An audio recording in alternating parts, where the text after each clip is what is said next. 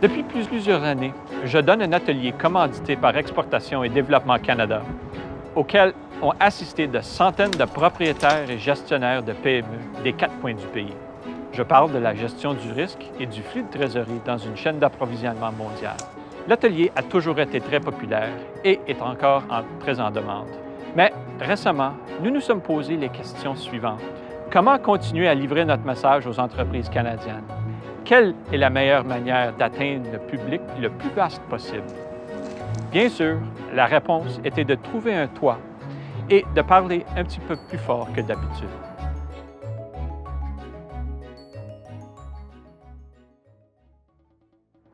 Le commerce international peut vous offrir un monde d'opportunités et vous faire découvrir de nouveaux clients dans de nouveaux marchés de façon à rendre votre entreprise plus durable et à pousser la croissance de vos recettes au-delà des limites qu'elle peut atteindre sur le marché national.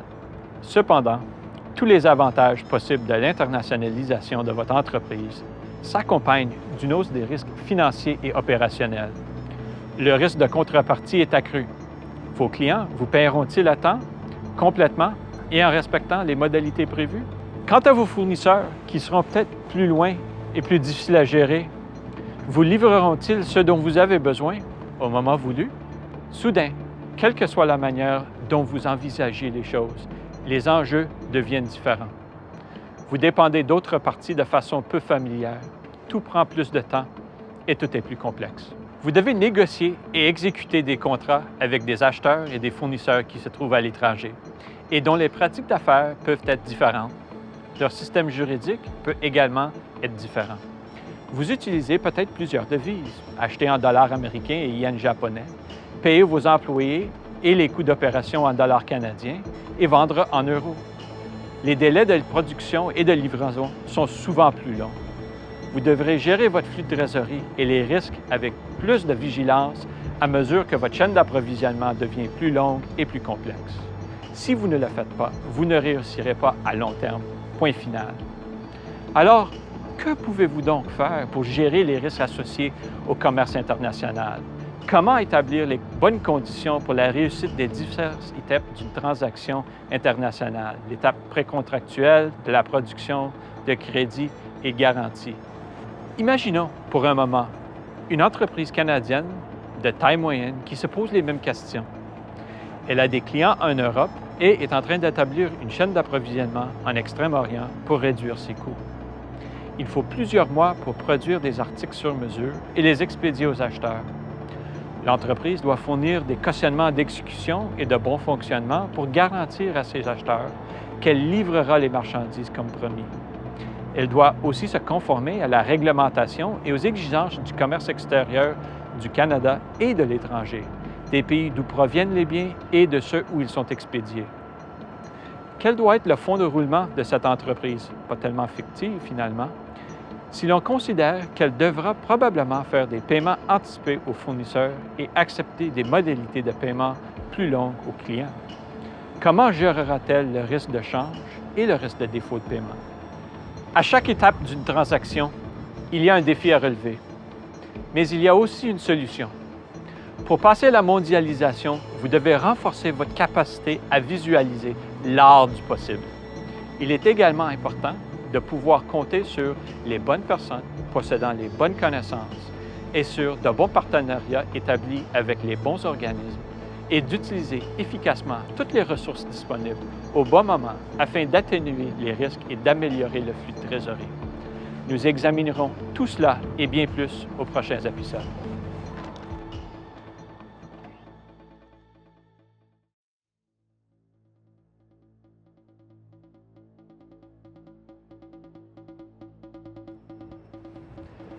Nous avons tous entendu l'expression « l'argent liquide est roi ».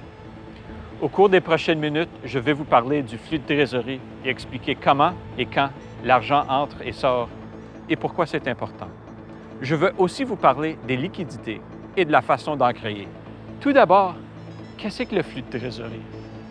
Simplement dit, c'est le mouvement de l'argent qui entre et sort d'une entreprise. Mais il faut préciser que ce mouvement doit être mesuré au cours d'une période limitée. Ce facteur a une importance critique. Il y aura presque toujours un mouvement d'argent liquide, mais sera-t-il assez rapide et la quantité sera-t-elle assez suffisante pour couvrir vos obligations? Voilà ce que vous devez vous demander. Une entreprise peut être rentable, mais si son flux de trésorerie n'est pas bon, elle peut faire faillite. J'ai déjà vu de telles situations. Alors, comment gérer le flux de trésorerie? L'une des choses les plus importantes consiste à examiner votre cycle d'exploitation ou de conversion des liquidités, c'est-à-dire le temps, mesuré en jours, entre le moment où vous payez un fournisseur pour leurs biens et services et le moment où votre client vous paye pour les vôtres. Avez-vous assez de capital pour fonctionner pendant cette période? Et si vous n'en avez pas assez, où le trouvez-vous? Il y a 3 concepts que vous devez comprendre. Tout d'abord, le délai moyen de recouvrement des créances clients. Il s'agit du temps qu'il faut pour vous faire payer par un client. Il y a aussi l'inventaire en circulation en jour qui mesure l'inventaire dont vous avez besoin pour exécuter vos commandes. Finalement, il y a le délai de paiement ou nombre de jours de crédit obtenus des fournisseurs. Si vous additionnez les 2 premiers, le délai moyen de recouvrement et l'inventaire en circulation, et que vous soustrayez le délai de paiement aux fournisseurs, vous saurez combien de jours de capital qu'il vous faut pour financer vos activités courantes.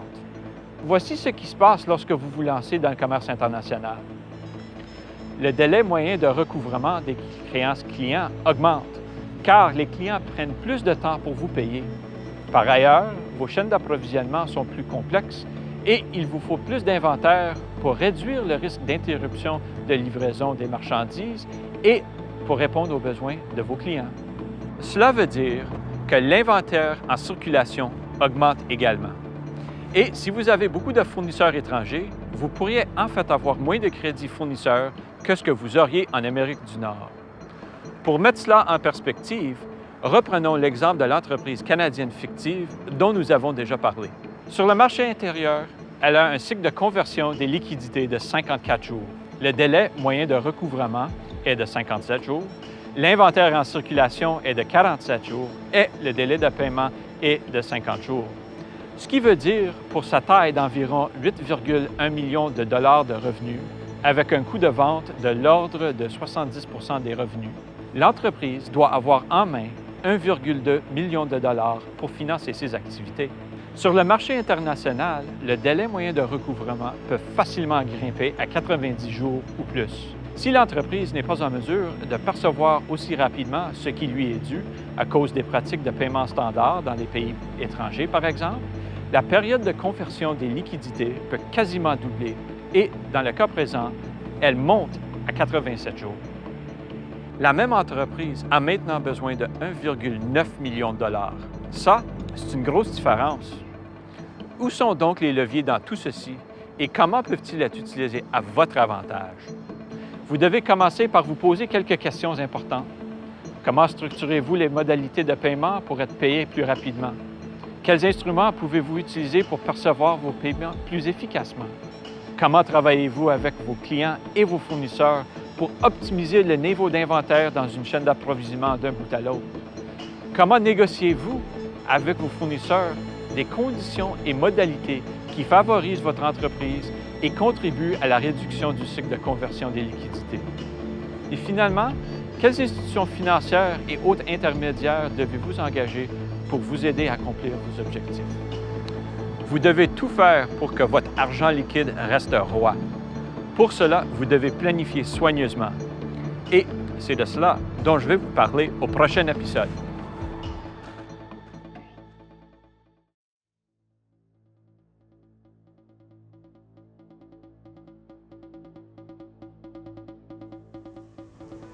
Parlons de quelque chose qui semble tellement évident et qui pourtant est trop souvent oublié ou négligé dans l'excitation de la conclusion d'un marché.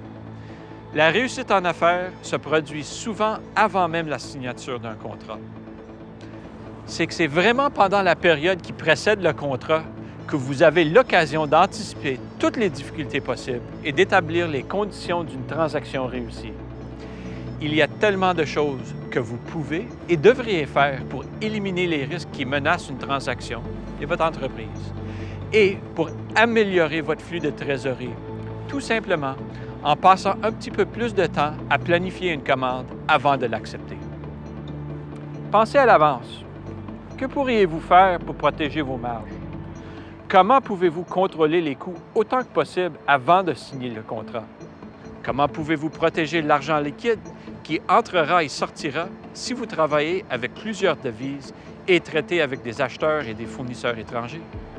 Et que dire de tous les autres détails ennuyeux, tels que la lecture d'un contrat au complet et peut-être la gestion des prévisions et des scénarios de flux de trésorerie? Que devrez-vous faire pendant la période précédant un contrat pour viser la réussite? Tout d'abord, vous devez vous rendre compte que vous faites une proposition à un prix particulier en fonction de coûts qui ne sont pas prévisibles. Ces coûts peuvent changer avant que la commande ne soit reçue ou même au milieu de l'exécution de la commande. Ils peuvent augmenter ou diminuer. Si vous vendez ou vous approvisionnez dans une devise étrangère, cela peut vous nuire. Donc, une des choses que vous pouvez faire dans la mesure du possible, c'est essayer de faire correspondre les devises d'entrée aux devises de sortie. Vous pouvez également examiner des stratégies qui vous permettent d'acheter un inventaire à prix fixe ou de négocier des contrats d'approvisionnement favorables à long terme qui fournissent une certaine stabilité des coûts. Voilà comment vous pouvez commencer à vous protéger sur le plan des coûts. En ce qui concerne le change de devise, vous devrez songer à une stratégie de couverture. La couverture est un moyen de fixer les taux d'échange entre deux devises de telle sorte que les changements futurs survenant dans le taux de change ne nuisent pas à une entreprise. Développer une stratégie comprend de répondre aux questions suivantes. Combien devez-vous couvrir et quel instrument est le plus efficace pour faire en sorte que les entrées et les sorties d'argent correspondent à ce que vous attendiez en dollars canadiens?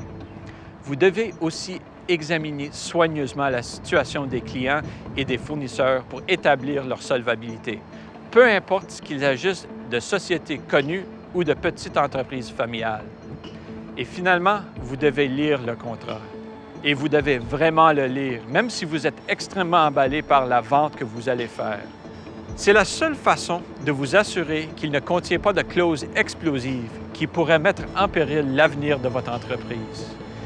Il pourrait y avoir une clause d'indemnité qui pourrait vous mettre en faillite si les choses allaient mal. Qui possède la propriété intellectuelle qui entre en jeu dans une transaction? Quelle couverture d'assurance est nécessaire? Par quelle sorte de garantie de bonne fin vous engagez-vous à exécuter votre contrat? Qu'arrivera-t-il si votre livraison est en retard? Les pénalités sont-elles prévues et, le cas échéant, comment influeront-elles sur vos résultats? Quelles sont les conditions de livraison? Combien de liquidités seront immobilisées pendant la période de production ou même pendant la période de garantie? Et quelles seraient les conséquences pour vous si votre client annulait sa commande en cours de production? Tous ces aspects doivent être pris en considération. En fait, il vaudrait mieux les modéliser dans des prévisions montrant à quoi le flux de trésorerie de votre entreprise ressemblera au cours de l'exécution d'une commande et ce que seraient les conséquences pour votre entreprise si quelque chose dérapait. Vous devez prévoir et planifier autant que possible pour vous assurer d'avoir le capital et les mesures d'urgence nécessaires pour faire face aux éventuels imprévus et en réduire l'incidence sur le flux de trésorerie de votre entreprise.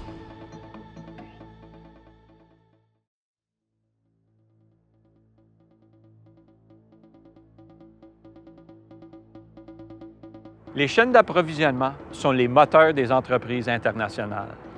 Pourtant, au fil des ans, j'ai constaté que de nombreux acheteurs et vendeurs travaillent souvent à contre-courant, au lieu de collaborer comme des partenaires. Je crois fermement que les entreprises qui établissent des chaînes d'approvisionnement solides, résilientes et agiles créent aussi un avantage concurrentiel. Comment fait-on cela, surtout lorsque les exigences des clients et des fournisseurs semblent se contredire et être en désaccord avec les besoins de votre organisation? Vous devez vous concentrer sur divers éléments.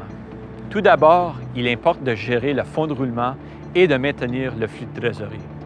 Ensuite, il faut établir de solides relations avec les clients et fournisseurs. Finalement, il convient de gérer efficacement toutes les questions de réglementation et de conformité liées à l'acheminement des biens des fournisseurs jusqu'aux clients. Prenons de nouveau l'exemple de notre société fictive. Elle reçoit une commande exceptionnellement grosse d'un client européen. Admettons que la transaction vaille 2 millions d'euros et que les modalités de paiement ne soient pas favorables. La société ne reçoit que 10 % immédiatement et le reste 60 jours après la livraison. Avant même de commencer à travailler et de recevoir le paiement anticipé de 10 %, elle doit fournir un cautionnement d'exécution pour garantir à l'acheteur qu'elle exécutera ce qui est prévu au contrat. Par ailleurs, la société doit se procurer des composants clés auprès d'un fournisseur étranger, disons des pièces de robotique japonaises, ce qui signifie qu'elle doit, en commençant, probablement dépenser de l'argent pour placer cette commande. Dès le départ, il y a une forte incidence sur le capital de la société pour financer les coûts du projet et elle devra presque certainement travailler avec son institution financière afin d'obtenir les fonds supplémentaires nécessaires pour exécuter le contrat et répondre à ses besoins de flux de trésorerie. L'entreprise doit également travailler en étroite collaboration avec ses fournisseurs et les surveiller de près. Les 3 plus gros risques dans une chaîne d'approvisionnement sont liés à la qualité, à la livraison et à la solvabilité.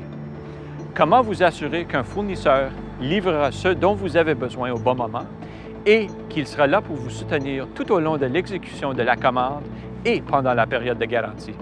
Je peux vous dire que ce n'est pas drôle de devoir payer pour réparer les erreurs et les défaillances de qualité d'une autre personne. Finalement, il y a la question de conformité commerciale, le processus visant à garantir que les transactions commerciales internationales observent les lois et réglementations en vigueur.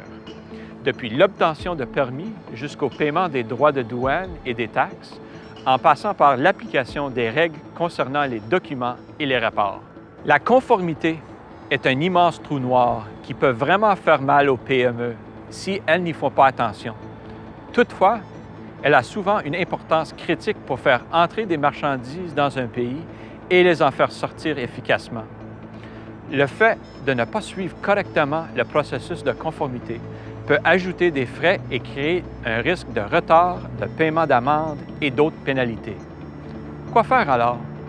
Tout d'abord, vous devez vous trouver des processus adéquats qui vous permettront de communiquer efficacement avec vos clients et vos fournisseurs. Vous devrez utiliser les technologies de l'information pour que cela se fasse rapidement et d'une manière fiable. Et vous devrez mettre en place des processus d'allègement pour réduire la quantité d'espace vide créé par des activités sans valeur ajoutée. Donc, si l'on reprend l'exemple de notre société fictive, elle peut exécuter de grosses commandes en ayant de bons fournisseurs qui livrent les bons produits au bon moment et en entretenant de bonnes relations avec les bonnes institutions financières, les bons transitaires et courtiers en douane et en utilisant de bonnes solutions de gestion des risques et de financement. Qu'il s'agisse d'assurance contre le manquement d'exécution de la part des fournisseurs, de soutien pour l'obtention de capital supplémentaire et de cautionnement, ou d'assurance crédit contre le risque de défaut de paiement d'un client. La mise en place de tous ces processus et solutions, visibles et transparents, est ce qui permet aux entreprises de soutenir la concurrence et de réussir à l'échelle mondiale.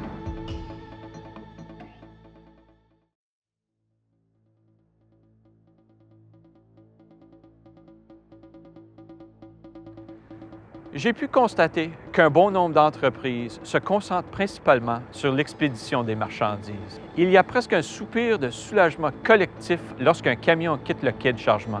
Pourtant, tout peut encore s'écrouler. Les produits doivent se rendre chez le client et fournir les résultats attendus par celui-ci. Le vendeur doit aussi se faire payer. Dans la phase préalable au contrat, vous établissez les conditions de la réussite en négociant un contrat qui protège vos marges et votre flux de trésorerie. Mais peut-être ne l'aviez-vous pas fait? La bonne nouvelle, c'est que souvent vous pouvez remédier à la situation après l'entrée en vigueur du contrat. Peut-être pas aussi avantageusement, mais vous pouvez encore prendre les mesures nécessaires pour vous protéger contre de nombreux risques. Vous avez bâti une chaîne d'approvisionnement solide et grâce à elle, vous avez fabriqué des produits de qualité à livrer à votre client. Maintenant que ces produits se trouvent dans le camion, qu'est-ce qui pourrait aller de mal? Beaucoup de choses en fait. Si vous n'avez pas mis en place les bons processus et pratiques pour gérer efficacement la logistique et les activités de financement qui interviennent au cours de la phase suivante d'importance critique. Quelles sont les choses que vous devez prendre en considération? Sur le plan de la logistique, vous devez penser aux modalités d'expédition. En ce qui concerne le paiement, posez-vous les questions suivantes. Quel est mon risque de recouvrement? Quel est mon risque de change? Suis-je protégé contre l'un ou l'autre, ou les deux? Il faut aussi penser à cette période entre l'expédition de la marchandise et le moment du paiement, la période de crédit. Comment pouvez-vous monétiser l'obligation de l'acheteur à votre égard durant cette période? Que pouvez-vous faire? En ce qui concerne l'expédition, vous avez besoin de quelqu'un qui s'y connaît en logistique internationale et comprend les Incoterms. Ce peut être une personne de votre entreprise ou un partenaire qui connaît votre entreprise et peut vous aider à déterminer ce qui vous convient le mieux. En étant bien renseigné, vous pouvez négocier des modalités favorables pour votre entreprise et répondre adéquatement aux questions concernant la responsabilité des risques, des coûts et de l'acheminement des marchandises. Si vous ne négociez pas ces modalités adéquatement, vous pourriez vous retrouver devant des frais considérables que vous n'aviez pas prévus pendant la période précontractuelle. En ce qui concerne la perception des paiements, si vous avez accordé à votre client des modalités de compte ouvert, avez-vous établi les conditions requises pour vous faire payer? Et si vous n'êtes pas sûr de vous faire payer, avez-vous couvert le risque au moyen d'une assurance contre client? Avez-vous pensé au risque de change? Que va-t-il se passer si vous aviez signé ce contrat de 2 millions d'euros lorsque l'euro valait 1,55 canadien et que maintenant il s'échange à 1,40 $? Avez-vous mis en place les contrats de change adéquats pour protéger votre entreprise? Finalement, pendant toute cette période au cours de laquelle vous accordez du crédit à votre client, pouvez-vous créer plus de flux de trésorerie ou plus de capital pour votre entreprise en vendant les comptes clients ou en empruntant contre la valeur de ce nantissement? Voilà quelques-unes des choses auxquelles les entreprises devraient penser au cours de la phase de recouvrement suivant l'expédition, en poursuivant un seul but, d'obtenir exactement ce qu'elles planifient depuis toujours.